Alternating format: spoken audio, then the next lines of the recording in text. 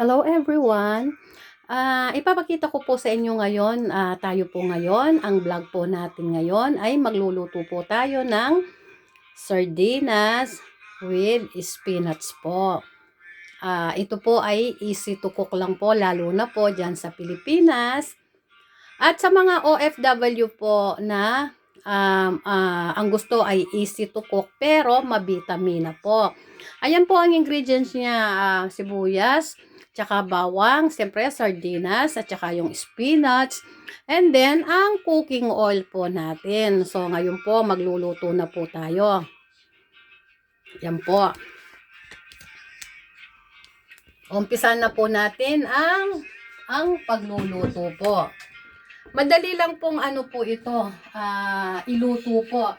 Mga ano lang po siguro, mga 5 minutes. Yan po, iaano ko na po itong ano ko, itong aking kawali. Ayan. So, una po, medyo summer na po dito sa konti sa Paris, kaya naka-duster na po ako ngayon. Nakapag-duster na rin sa wakas. So, ngayon po, lalagyan ko muna po ito, ilalagay ko muna po itong cooking oil. Yan, cooking oil po. Ay, hindi pa pala siya nakabukas. Ay, ayun po. So, ilalagay ko muna po ang cooking oil dito sa, dito po, yan. Siyempre, konti lang po lalagay natin cooking oil para naman po hindi masyadong mag-grass po. Ayan. Sana po nakikita po ninyo yung ginagawa ko. And then, painitin lang natin ng konti ang cooking oil. Ayan, yung cooking oil. May naka-ready na po ako ng konting tubig. Ayan. So, mainit na po yung cooking oil. Ilagay na po natin ito po, yung bawang at sibuyas po. So, ilalagay ko na po yung bawang. Ayan. Bawang. Siyempre po, ilulutuin muna po natin ng konti yung bawang. Yung magiging brown po yung bawang. Ayan. Pasensya na po, hindi ko na po ipapakita yung kawali kasi hindi ko po alam kung paano ipapakita. Dahil bago lang po kasi ang vlog ko na ito. Ang vlog ko po ay 1 month and a half pa lang po. Ayan. Ayan, so pabayaan ko muna pong maging brown yung aking pababayaan ko muna maging brown yung aking bawang. And then, kasi hindi naman po kasi maganda yung bawang is sunog na sunog. Ayoko po yung masyadong sunog. So, ayun po. So, pagkatapos po nung bawang, ito naman po ang ilalagay po natin yung sibuyas. Ayan po yung sibuyas.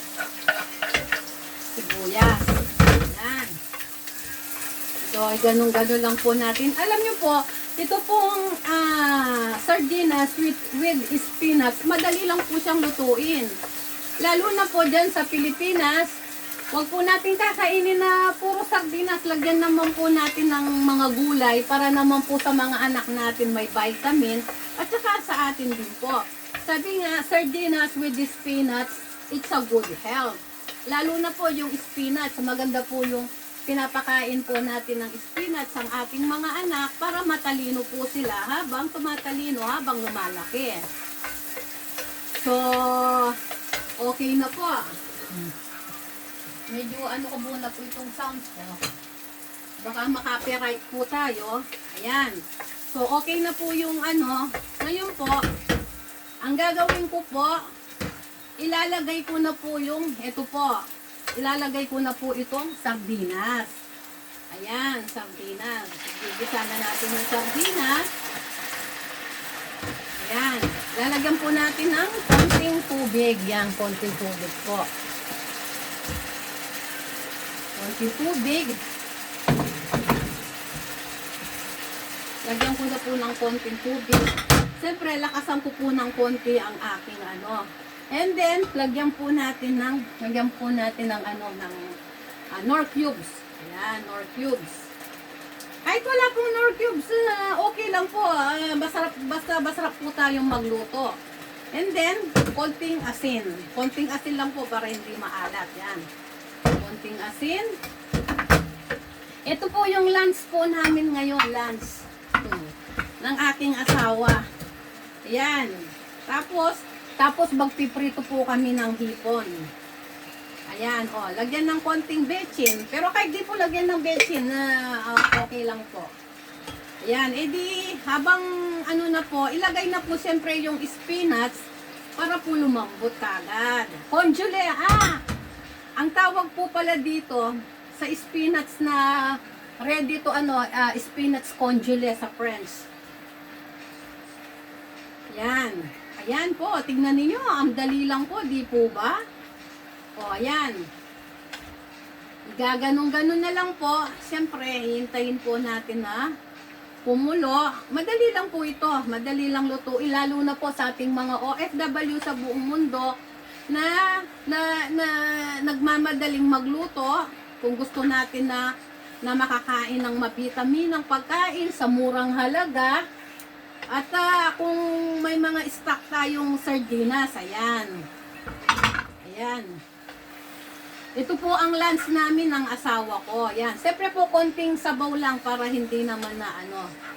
Pero siyempre po, kung marami tayo sa pamilya, kagaya nitong niluto ko, pwede na po sa 4 person nito. Dagdagan lang po niyo ng sabaw. Pero ako po kasi, ayaw ko po ng masabaw. Ngayon po, naggisa na po ako ng spinach with sardinas. Magpiprito po niyan ako ng hipon. Ito po, hipon. Hipon po. Ang kapartner po nito ay hipon. Ayan. Ayan, hipon.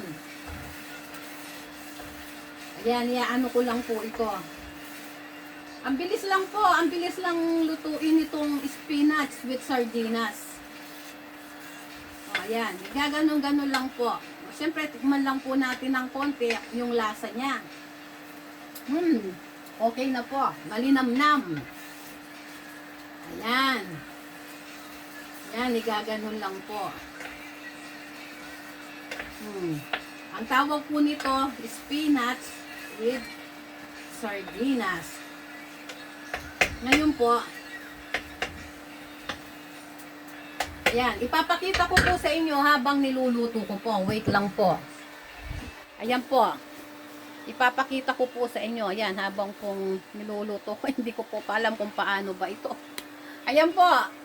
O, ayan po. Habang ganyan po siya kapag tapos po niyang naluto. Na-mix na po yung sardinas at saka yung spinach. Kaya, ayun po. Tayo po mga OFW, kung gusto po nating mabilisan magluto, ayan, lalo na kung wala po tayong maraming time, siyempre po tayong mga OFW talagang lagi po tayong lagi tayong busy. O ayan, so luto na po. Ano ko na po niyan ito, ayan. Igaganon-ganon lang po natin para naman po yung spinach maluto ng maganda. Yan. Ang tawag po, bumili po kasi ako yung congelé spinach. Kaya ngayon po, i-off ko na po dahil piprito ko na po yung hipon. Kaya ayun po, muli po, marami pong salamat. Sana po nag-enjoy kayo doon sa aking niluto na sardinas with spinach. Muli po, makikisuyo po. Paki-subscribe lang po ang aking Jenny Magat. Jenny Magat Vlogs. Ang vlog ko po na ito ay ano po siya yung itong vlog ko po na ito ay mix po siya.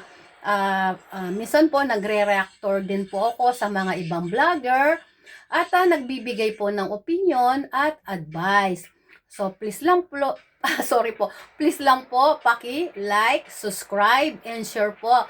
Para naman po makapag-share, para naman po na, kasi po, ang purpose ko po dito sa vlog ko po na ito, ay para po sa charity na kung halimbawa, may mga gusto pa akong mas tulungan, ay makakatulong po ako kapag ano na po. Kaya, ayun lang po. Marami pong salamat sa patuloy nyo pong panonood at pagpapalaw sa akin. Sana po wag po kayong magsawang manood sa aking mga simpleng vlog. At kung mga busy naman po tayo, mga OFW, pwede naman pong i-open lang po ninyo ang cellphone po ninyo kung pwede lang. And then, ayaan lang po ninyo nakabukas dahil sa panunood po natin ay sa panonood po natin ay pwede na po tayong makatulong sa ating pong views. Kaya ayun po, muli po ipapakita ko po ang aking niluto. Ayan po. Ayan po, ayan ang tawag po dyan, sardinas with spinach. Sige po, ganun na lang po. God bless po. At lagi po tayong manalangin sa Panginoon. Kung malungkot po tayo, mag-pray po tayo. God bless po sa ating lahat. Bye-bye po. Sa muli po.